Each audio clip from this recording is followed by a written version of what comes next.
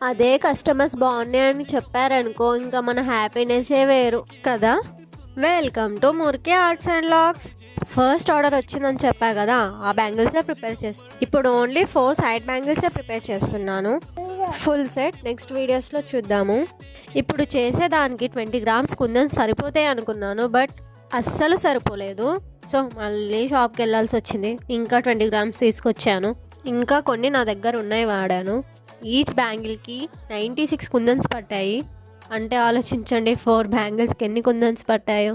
దీనివల్ల మనకు తెలిసింది ఏంటంటే, మనం ఫస్ట్ వెళ్ళినప్పుడే కుందన్స్ ఎక్కువ తెచ్చుకోవాలి. మన దగ్గర స్టోర్ చేసుకోవచ్చు కదా. మళ్ళీ సరిపోలేదనుకో మళ్ళీ వెళ్ళాల్సి వస్తుంది.